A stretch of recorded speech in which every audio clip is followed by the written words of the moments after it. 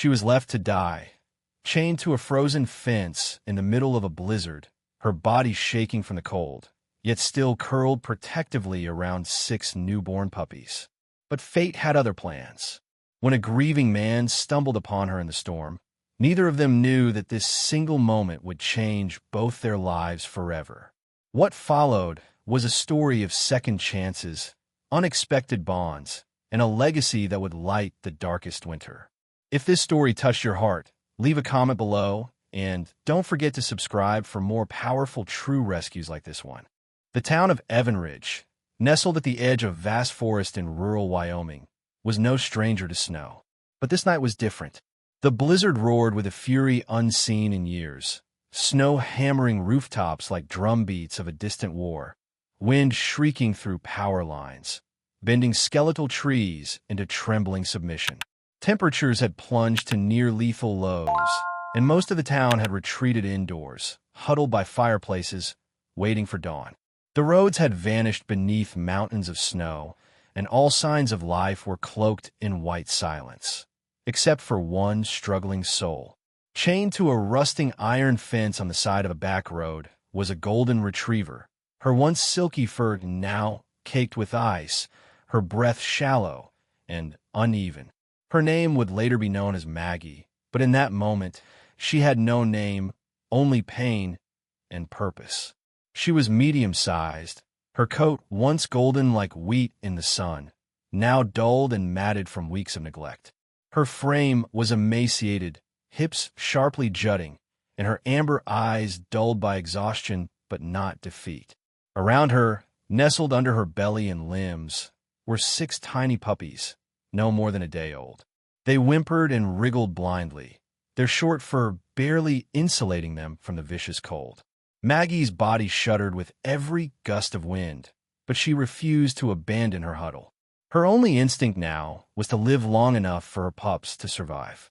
She was bound by a thick metal chain, looped cruelly around her neck and padlocked to the fence.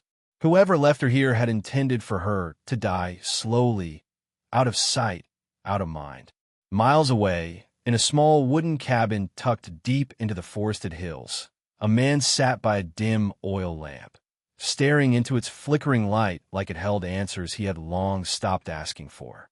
Daniel Price, 42 years old, had the broad shoulders of someone once strong, though his posture sagged with weariness not just of body but of spirit. His once black hair was peppered with early gray, and a short beard covered the lower half of a face marked by quiet sorrow. Daniel had once been a firefighter, a respected captain known for his calm under pressure and ability to lead through chaos. That was 3 winters ago, before the firestorm in Idaho took not just his home, but also his wife, Rachel, and their 7-year-old son, Luke. He had been away on a call when the blaze swept through their vacation cabin. That guilt had calcified into silence and solitude. After the funerals, he left everything behind and came here to Evanridge, where no one knew his past and no one asked questions. He now lived with minimal contact, chopping his own wood, growing his own food, avoiding town unless absolutely necessary. Daniel had learned to coexist with the silence of the forest. But on this night, something shifted. A loud snap outside broke his stillness. He frowned, setting down his coffee. Wind could fell branches, sure, but something about the sound felt wrong. Pulling on his thick parka and boots, Daniel stepped into the raging night. The wind bit at his face instantly. He narrowed his eyes and trudged toward the edge of the road, flashlight in hand. The beams swept across the landscape, and then he froze. A shape barely distinguishable against the snow. Movement. A dog? He stumbled closer, and his breath caught. It wasn't just a dog. It was a mother wrapped tightly around a squirming pile of puppies. She lifted her head weakly at his approach, but didn't growl or cower. There was no energy for fear left in her, only a faint spark of trust or resignation. Daniel dropped to his knees, quickly assessing her condition. Her ribs showed through her fur, her paws were cracked and bleeding from cold exposure, and her breathing was strained. One look at the padlock around her neck made his jaw tighten. "Jesus Christ," he muttered, voice barely audible against the storm. "Who the hell would do this to you?" He glanced around. No tracks. The storm had erased everything. "I can't leave you here," he said, more to himself than to her. He tugged on the chain, but it wouldn't give. He ran back to his shed, grabbed a crowbar, and after 3 grueling minutes in the snow, finally snapped the rusted padlock. He wrapped Maggie and her pups in a thick wool blanket he had brought, holding them close against his chest. She whimpered as he lifted her, but didn't fight. The puppies squirmed under the warmth of the fabric and his body heat. Daniel turned and began the slow, difficult walk back to his cabin through snowdrifts waist-high in places. Inside, he set Maggie down gently on an old couch near the fireplace. He added more wood, then fetched every blanket he could find. He boiled water, poured it into water bottles, and placed them under the blankets near the pups.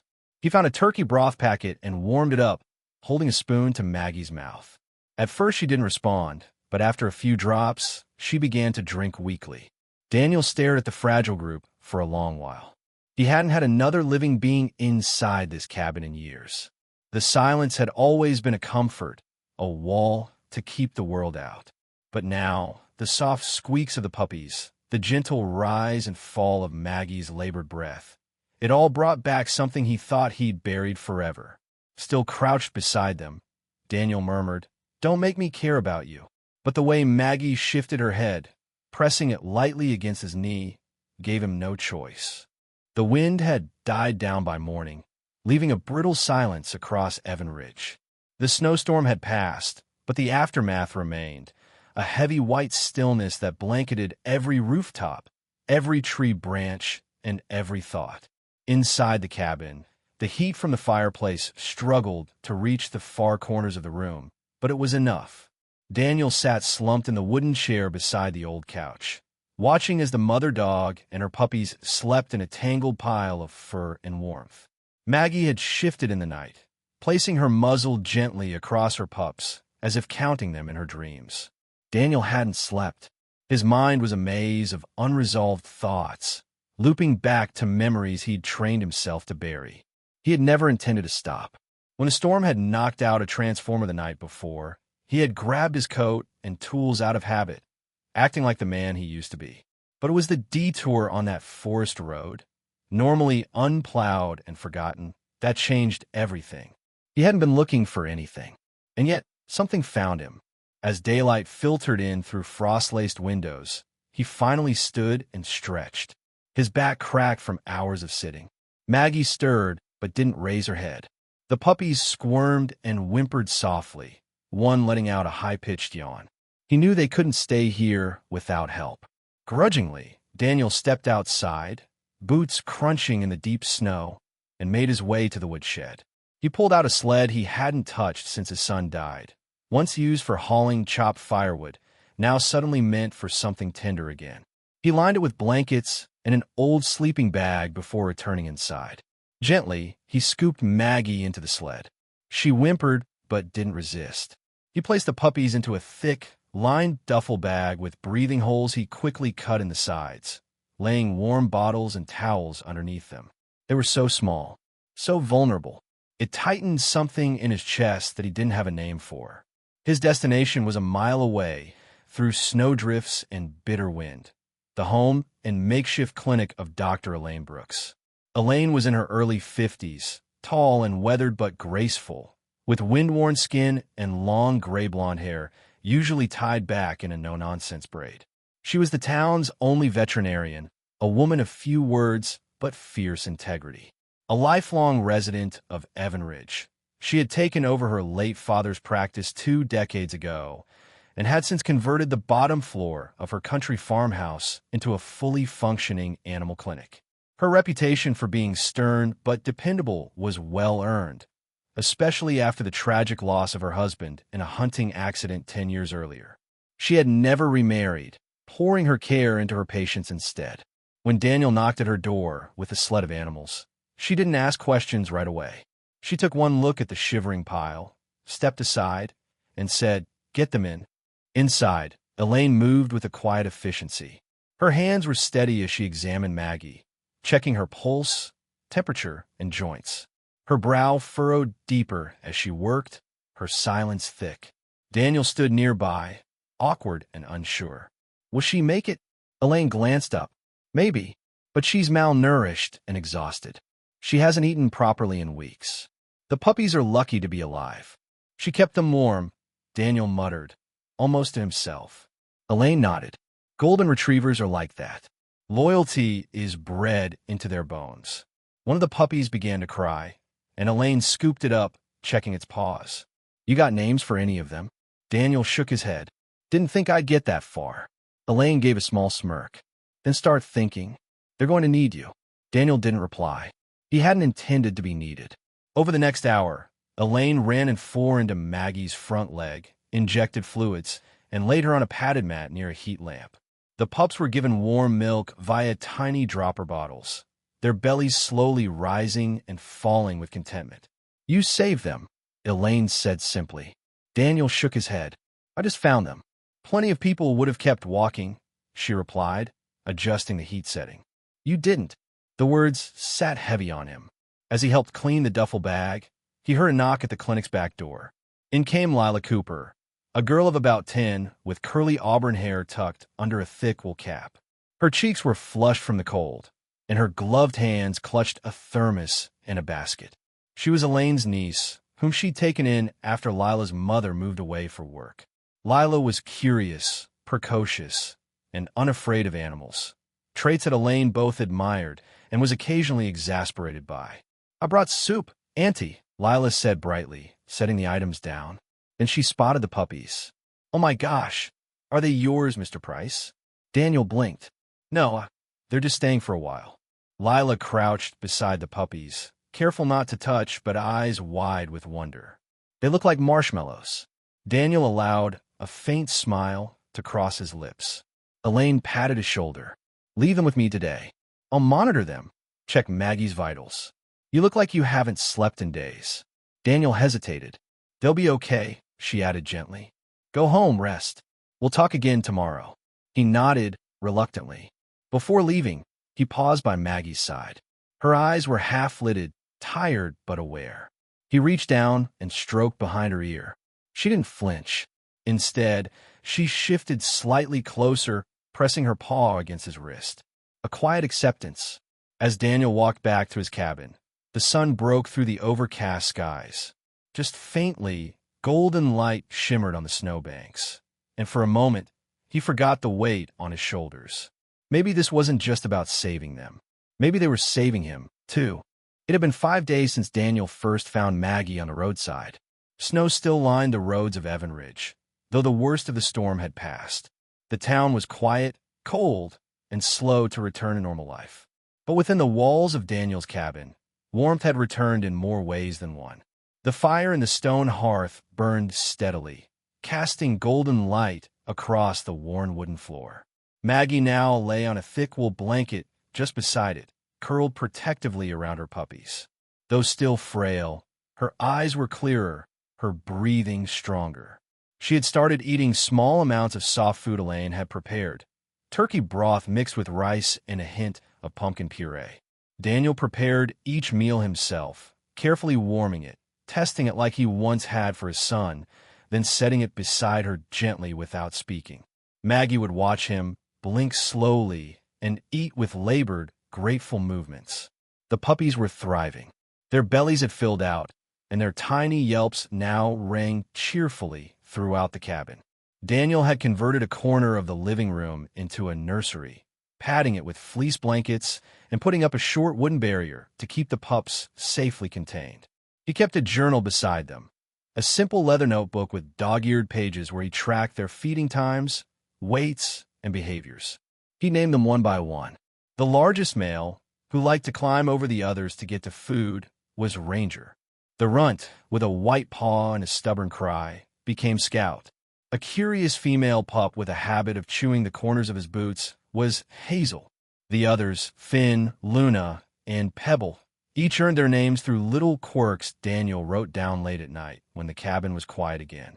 He hadn't realized how natural it felt, this quiet caretaking, this structured tenderness. Still, a shadow hung behind the growing light. Elaine had stopped by that morning, her long braid tucked into a thick scarf, her expression serious. After checking Maggie's glands and lymph nodes, she sat down without speaking, her fingers loosely folded. Daniel watched her from across the table. "You found something." Elaine nodded slowly. "It's mammary cancer. Advanced. Likely stage 4. Daniel closed his eyes, his jaw tightening. "She's not in immediate pain, and with the way you're caring for her, she's as comfortable as she can be. But this isn't going away." He ran a hand through his hair. "How long?" Elaine looked at the fire for a long moment. "Maybe a few weeks. A month or 2 if she continues responding to food and stays warm. She'll let you know when it's time." They sat in silence for a while. The fire crackled gently behind them. Daniel finally asked, "Is there anything I can do?" Elaine shrugged softly. "Make her feel safe. Give her joy, if you can. Sometimes that's all we can do." That night, Daniel didn't sleep much. He sat beside Maggie and the puppies, reading over his journal, watching them squirm and curl against her belly.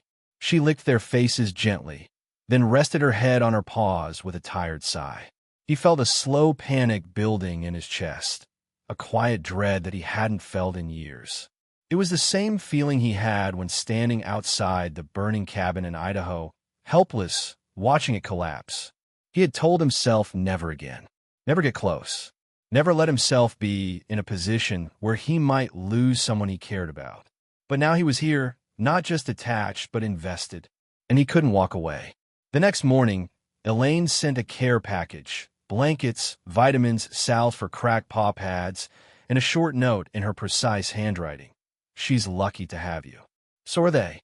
Later that day, Daniel bundled up the puppies and took them outside for the first time. The sun had broken through the clouds, soft and pale, and the snow glistened like crystal.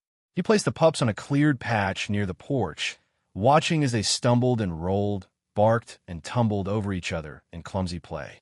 From the porch steps, Maggie lifted her head and watched them, tail tapping once against the wood. Daniel sat beside her, laying a blanket beneath them. "You did good," he murmured. "They're strong." She turned and rested her head against his thigh. He didn't move for a long time. As the afternoon wore on, a truck pulled into the drive, a rare occurrence. Daniel stood, cautious, and stepped forward to greet the visitor. A broad man in his 60s emerged from the truck, his cheeks ruddy from the wind. He wore a shearling-lined jacket and walked with a stiff gait. This was Walter Green, the town's retired electrician and a friend of Elaine's. Grumpy, but dependable, Walter had once wired half the buildings in Evanridge, including the original fire station where Daniel had first visited the town. "You're the guy who found the dog," Walter said bluntly, waving toward the cabin. Daniel nodded. "Elaine asked me to drop off this generator. Says you might need it if the storm knocks out power again." Daniel blinked, surprised. "Thank you." Walter shrugged. "Don't thank me. Thank the dog. I was gonna scrap the damn thing till I heard what she's been through." They unloaded the generator together in silence. Walter glanced at the pups briefly. Cute little buggers. Daniel allowed himself a small smile. "They are." As Walter drove off, Daniel realized something he hadn't noticed before. People were paying attention. Word was spreading. Inside that night, he sat down at his journal and flipped to a blank page. He stared at it for a long moment, then wrote, "I'm afraid of losing her. But I think I'm more afraid of letting her down." The wind had quieted in Evanridge, replaced by a rare stretch of calm that painted the snowdrifts with soft sunlight. It was the kind of winter lull that didn't last long, maybe a few days before another storm rolled in. But for now, it gave Daniel time. And for Maggie, every day mattered.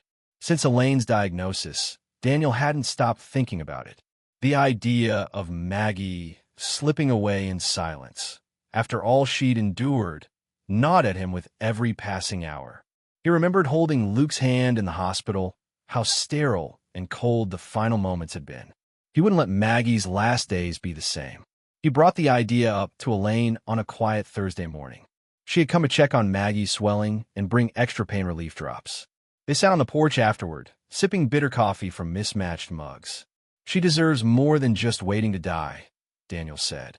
"I want to give her something, a week of good things. Something worth remembering." Elaine nodded slowly, her expression unreadable but eyes softened. Then let's give her joy while we still can. They began to plan, quietly, without ceremony.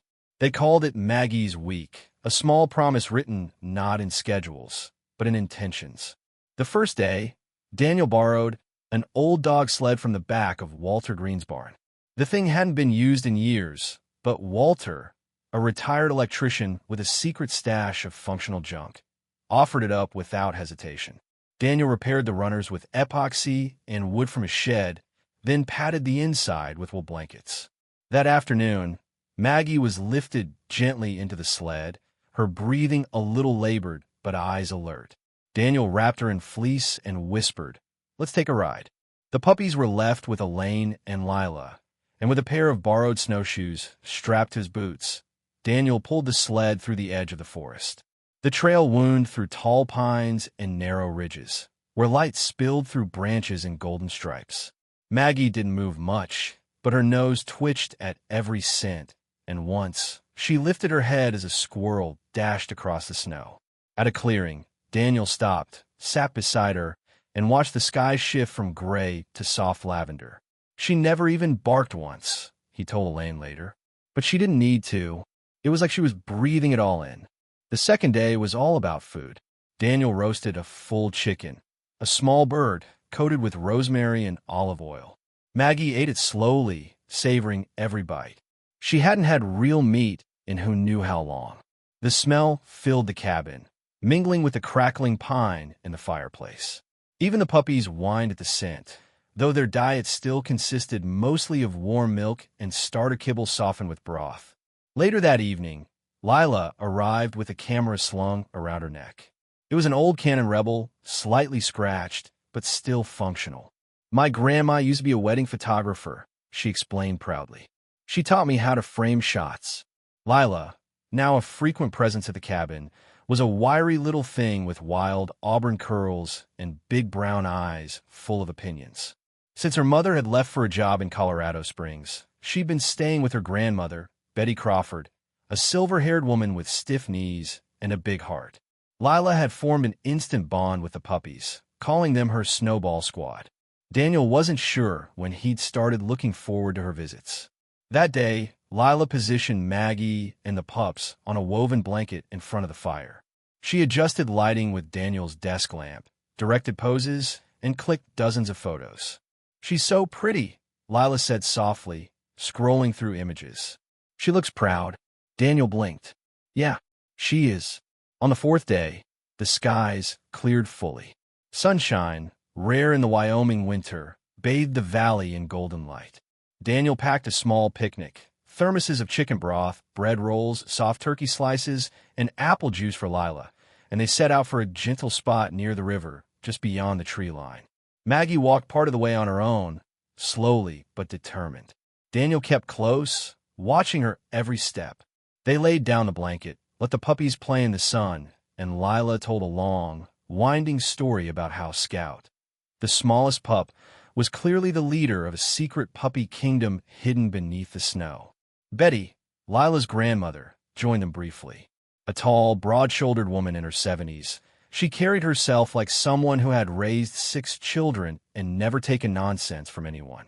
Her lined face softened when she bent to scratch Maggie's ears. "She's a good girl," Betty said. "Dogs like her don't come around often." That night, back at the cabin, Daniel sat by the fire and stared at the calendar. There were still days ahead, but he could feel them getting shorter in ways the sun couldn't explain. The following morning, he placed a small wooden plaque above the mantel. It read, "Maggie's Corner." Underneath, he mounted one of Lila's photographs. Maggie lying surrounded by her puppies, eyes half closed in peace. He hadn't planned it. He hadn't even wanted it. But now this space, once silent and hollow, was filled with names and noise and warmth. The dogs had become his rhythm, the girl his reminder, and Maggie, she had become his center. The cabin had taken on a rhythm, soft, steady, full of life. Each morning began with the sounds of tiny paws on wood, soft barks, and the shifting of fleece blankets as 6 puppies wrestled and yipped in their enclosed corner. Maggie, though visibly thinner than weeks before, watched them with calm devotion from her place near the fire, her breathing sometimes shallow, but her eyes never dull. Her presence anchored everything. Daniel had started waking before dawn, often just to sit and listen. Something inside him had softened and reshaped, no longer bound tightly by grief, but loosened like spring soil warming beneath the frost. He had never imagined this house, once a tomb of memories, could become something resembling a home again. That afternoon, while replacing Maggie's collar with a softer one Elaine had brought, Daniel noticed something odd. The old nylon band, frayed and stiff with dirt, had a small inner pocket stitched into the underside, nearly invisible beneath the years of wear. His fingers paused. Curiosity prickled. Inside, folded tightly and protected in a Ziploc bag, was a note. The paper was creased and yellowed at the edges, the ink faded but legible. Daniel read it once, then again, slower. To the person who finds her. Her name is Maggie. I didn't want to leave her. I swear I didn't. She's good, better than me. She saved me when no one else would. But I'm out of food, and the cold is coming, and I can't let the pups die because of me. So I left her where I thought someone kind might find her. I heard about a man who used to save people from fires. I hoped, I prayed, you'd still be someone who could. Please don't hate me. I loved her more than anything. Marla. Daniel sat motionless, the letter trembling slightly in his hand. His chest ached, not with pain, but with something long forgotten, recognition. Maggie hadn't simply been discarded. She had been entrusted to him. For years, Daniel had carried his grief like armor. He didn't cry at the funeral. He didn't cry when he sold the house. But now, sitting on the floor of his cabin, surrounded by dogs and warmth and a letter from a desperate stranger, he felt it rise, sudden, full, and unstoppable. Tears broke through, not violent but deep. They slid down his cheeks and into his beard as he pressed the letter to his chest. For the first time since that fire, Daniel allowed himself to feel everything he had buried: grief, guilt, loneliness, and in doing so, opened space for something else: forgiveness. When he finally looked up, Maggie was watching him, her head tilted slightly, her amber eyes full of quiet understanding. She shifted, and with effort, dragged herself to where he sat and rested her head against his leg. "You brought her to me," he whispered, stroking her ear. "You knew where to go." That evening, he shared the letter with Elaine and Lila. They sat at the kitchen table as snow gently fell beyond the window. Lila was quiet, absorbing the weight of it. Elaine read the letter aloud once more, her voice firm but soft. "I'd like to find her," Daniel said. "If she's still alive. She deserves to know Maggie made it. She did everything she could." Elaine nodded. "I'll ask around. People at the food bank sometimes hear things. If she's nearby, someone will know." The food bank was run by a woman named Sandra McNeil, mid-60s, compact and brisk, with steel-gray curls and a fondness for knitted cardigans with lopsided buttons. Sandra had worked social aid for years before retiring early to Evanridge, and had since become the unofficial caretaker of every lost soul within 30 miles. Elaine paid her a visit the next day. Sandra listened carefully, her hands wrapped around a chipped mug of tea, and when Elaine finished reading the letter aloud, the older woman sighed. "I know the name," Sandra said. "Marla Donovan. She came for a couple times last year. Sweet thing. Looked tired. Wore an old army jacket. Always smelled like pine and smoke. Told me once she used to sleep near the ranger outpost west of town, by the old train bridge." Elaine passed the news to Daniel that night, and by morning, Daniel had packed a thermos, a map, and a heavy coat. The ranger outpost was half a day's walk through dense woods, unreachable by car in winter. He borrowed snowshoes and a pack from Walter, left food for the pups with Lila and Betty, and set out. It took nearly 4 hours of trudging through fresh powder and climbing frost-slicked hills. The outpost was barely more than a decaying ranger cabin, with shuttered windows and a chimney blackened with soot. But as Daniel approached, he saw signs: ashes from a recent fire pit, a trail of boot prints leading around back. And then a rustling. From behind the structure stepped a woman, her frame thin beneath layers of ragged clothing. Her hair was matted beneath a wool cap, and her cheeks were hollow, but her eyes, pale green, sharp, locked on his with immediate caution. "Who are you?" she called, her voice hoarse. "My name's Daniel," he said. "I'm here about Maggie." The name stopped her. She took a step forward, uncertain. "She's alive," he said. "You saved her. And her puppies. They're safe." The woman, Marla Donovan, late 30s but aged by years of survival, sank to her knees in the snow. A sob escaped her, fragile and raw. Daniel approached slowly, crouched beside her, and offered the letter she'd written. She stared at it like it was a ghost returned to her hands. "I thought no one would read that," she whispered.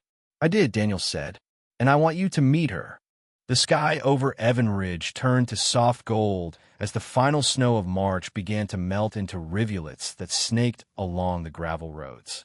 The sun, warmer now but still shy, cast dappled light through the tall pine outside Daniel's cabin, dripping from its branches in slow, glistening drops. The puppies had grown stronger by the day. Scout was now confidently yapping at birds through the window.